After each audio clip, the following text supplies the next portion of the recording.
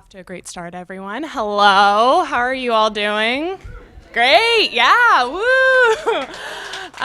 My name's Mia Galuppo, and I'm a film reporter over at The Hollywood Reporter, and we have Jennifer Robinson talking about the movie you just saw, Someone Great, so let's bring her on out.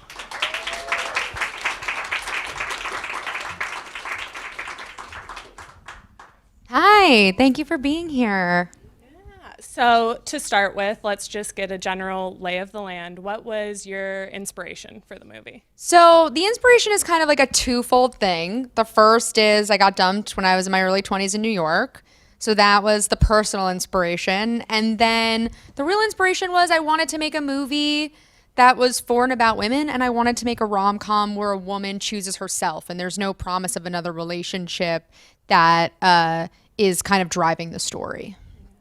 And how long ago were you writing this? Ooh, I started writing it in 2015, but I had the idea since like 2010. I would say I got dumped in 2010, and from 2010 to 2015, you thought about it for a minute. How do I make this movie? What is this movie? So I lived my life, and I had other boyfriends, and you know, there was a boyfriend that I had that I broke up with, or we broke up because I was moving to LA and he was staying in New York. So there were like so many life experiences that kind of had to happen, and that all kind of added to the creation of the whole that is Someone Great. And at what point did you realize that you wanted this to be your feature debut as a director? I think the minute I finished the script, because I was making Sweet Vicious at the time that I had finished writing this, and I was in production and I was making that, and I had a handle on how things are made, and I realized that this story was just so personal that I don't think I could hand it off to someone else to realize it. And then can you talk and take us through how casting came together on this project? You have such a fantastic cast of young women actresses. So how was that process? Yeah. So, you know, the very first thing that happens is Netflix, you know, gives you, and any studio with any like studio movie, you get kind of a list of names that are green light names. So these are the names, these are the actresses, these are the top actresses that mean something, that are meaningful, and that get your movie a green light. So on that list, Gina Rodriguez. Gina Rodriguez is also just, you know, a force and amazing, and the perfect Jenny. So that was great, amazing, perfect. Gina liked the movie, great. And then it's, you know, about kind of filling out the world. And it was very important to me that the movie be inclusive and diverse, and be mostly because I wanted the movie to reflect the audience that it was for, and to reflect New York City, which is, you know, one of the most diverse places on the planet. And so then it was about being purposeful about filling the world out. And I wanted a lot of, you know, DeWanda Wise, who is amazing, I feel like is a bit of a, like, she's Gotta Have It. She's been in theater. She's an amazing actress, but she's a bit of a discovery in this movie. And I loved that. I wanted the ability for one of these three women to feel like you were discovering a new actress. And then you have Brittany Snow, who is just, I can't say enough good things about her. And to not just find three women that are so incredibly talented and so amazing, but that have, you know, the crux of this movie is the chemistry. DeWanda and Gina went to college together. DeWanda is in the movie because Gina called me and said, you need to meet with DeWanda Wise. So that chemistry, I was like, not worried about that. And then Brittany and I have known each other for a really long time. I know Brittany, I know who she is as a person. So I knew that putting these three women together was going to create magic. And then in terms of the rest of the cast, it was like, honestly, a lot of it was Twitter. Like Michelle Buteau, Jabuki Young White, like those are people that I just like, I'd seen them do stand-up. I'd seen them on Twitter. I thought they were really funny. I was like, can they come in? Jabuki came in and read and got it. Yeah. So, you know, it was a mixture of just like people that I thought were amazing and wanted to work with. And then, you know, having people come in and read. Our casting directors were Jeannie McCarthy and Rory Bergman in New York. And they were both amazing, and, you know, just reading actors and meeting people and, you know, seeing who fit in the world. And what about RuPaul? How'd that come together? RuPaul, we're all thinking it. We all want to know. Yeah, RuPaul was a situation where I had wanted an actor named Julio Torres, an actor and writer named Julio Torres, who's a writer on SNL. He's very, very funny. If you have not seen his stand-up, you should Google him. and he was unavailable. And RuPaul was like, it literally like felt like a joke. I was like, yeah, offer to RuPaul. Like, he's not going to do this. Like, it was truly, I thought, like, I was like, I didn't even think that someone like that was attainable. But they were like, let's try. And then he said yes, which felt crazy. But that's how that happened. It's like, so it's, and it kind of made me realize that, nothing in this industry is as out of reach as you think it is. And what I've seen this movie a couple of times now, and what always strikes me and stands out to me every single time is not only the chemistry of your three main actresses, but also their characters as individuals. Because with such amazing characters like this, one can get lost maybe between all three. So I'm wondering, how did you work with your main actresses to build out the characters as individuals? Yeah, it was important to me, like, they're on the page, their arcs are on the page, what you're seeing in the film is what is in the script. And then, we had I didn't want to rehearse them a lot. I wanted it to feel really organic. I wanted it to feel a little more off the cuff and real.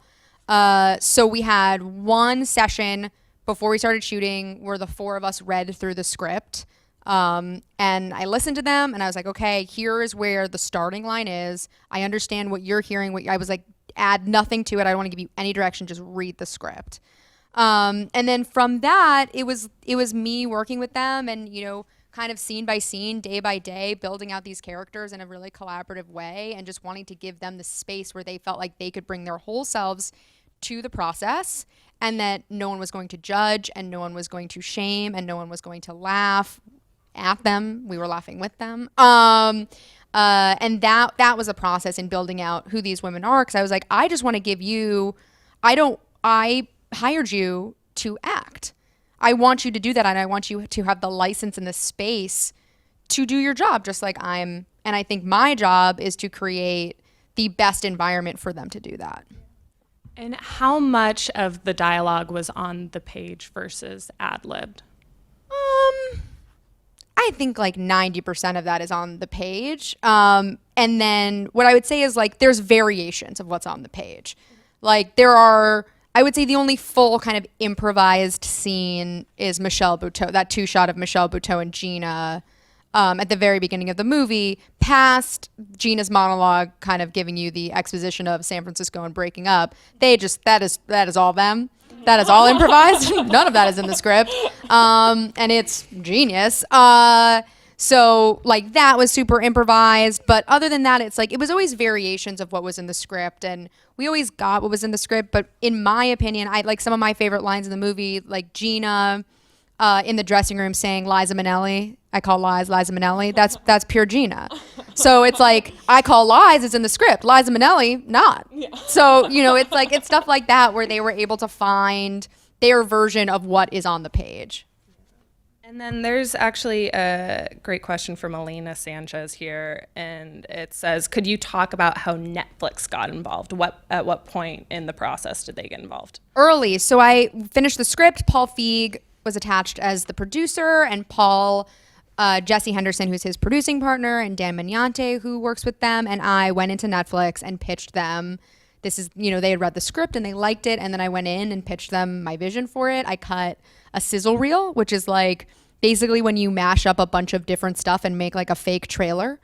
So I edited that together. I had a lookbook of images that kind of gave you a feeling of like what I wanted to evoke visually with the film. And they were on board and they said, great. And then it was a year-long process of trying to get the right actress for Jenny.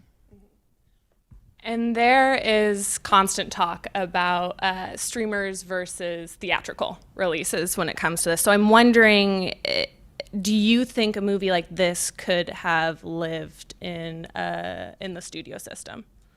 It's hard to say because I think the thing that is so different about this is it's not one specific type of movie.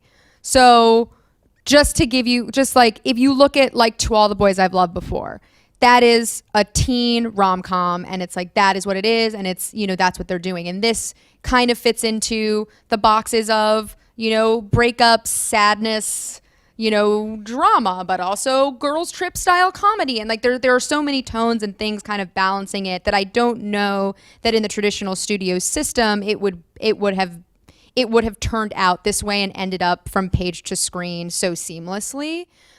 Because I think that in the studio system, especially in selling something, it's easier if it's just one thing. And I think that this is a little bit more nuanced than that. And the movie has been out for a minute now. I'm wondering, how has the response been? It's awesome. Yeah. It's great. I troll Twitter every night. I search at someone great, and it's just a lot of people that are like, I'm crying my fucking eyes out. And I truly enjoy it so much. A lot of memes of animals sobbing, crying. On Twitter that I'm seeing. Honestly. I didn't know that was like a subculture of the internet, and I'm really living for it. But it's great. I mean, I think the beautiful thing and the most amazing thing about making a movie for Netflix is like you really are making a movie for an audience that can immediately digest it and immediately watch it. So it's like you see a tweet, your friend tweets, I just watched someone great, I love it. You don't have to like get in your car and go to a movie. You can just turn it on your phone. Yeah. Watch it anywhere. And that, I think, especially for a story about women, it's like, that's so cool. And I'm so grateful to have made this movie specifically for Netflix for that reason. Taylor Swift also just shouted out on the Ellen DeGeneres show. Just throwing it out there. Just really cool. Netflix is kind of leading this drive of the reemergence of the rom-com, and this movie has been described as a genre in the rom-com genre, but you have talked a lot about it not being a straight rom-com, obviously. So can you expand on that a little more? Yeah, I say that this is, a rom-com where the rom isn't com, and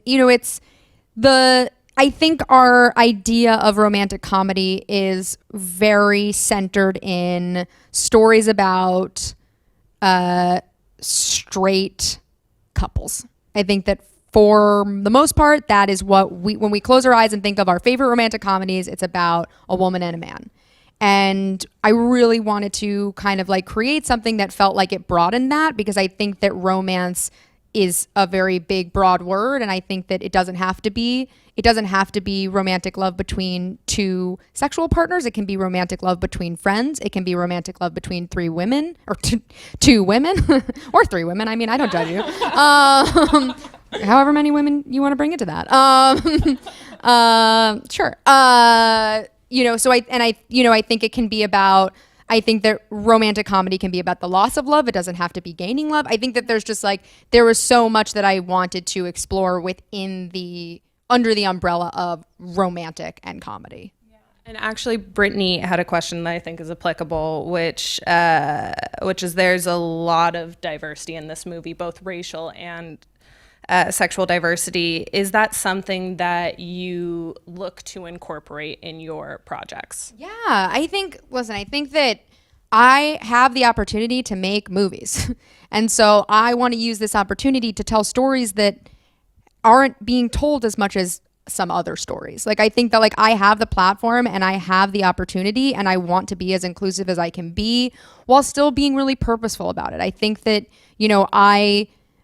I wanted to make sure that everything felt like it was right for the story and right for the movie, and not just there because I wanted it to be diverse or I wanted it to be inclusive. Like, I wanted it to feel real to the women that I know and the men that I know and the life that I know. And that life is inclusive and diverse and full of, all kinds of people who love differently and who live differently and who look differently.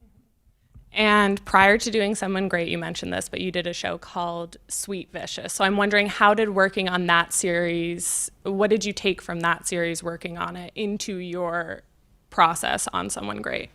I took just the kind of boot camp that Sweet Vicious was in making something and in from the ground up, being on a set and how a set is run and what a set looks like, and the best way to create a really safe environment. Sweet Vicious was a show about something incredibly sensitive, and so on that set it was really important that it be a really calming, lovely place to do your job, because the job that these actors were doing was incredibly hard. And so taking that and kind of bringing that into this world, which is, was a very fun set and was honestly like a 28-day sleepover with Gina Rodriguez, Brittany Snow, and DeWanda Wise. A dream, yeah, some an might actual say. dream. And how do you find partners for projects like Sweet Vicious or Someone Great that are female fronted, or something like Sweet Vicious that deals with sexual assault and a topic like that? It's about finding the person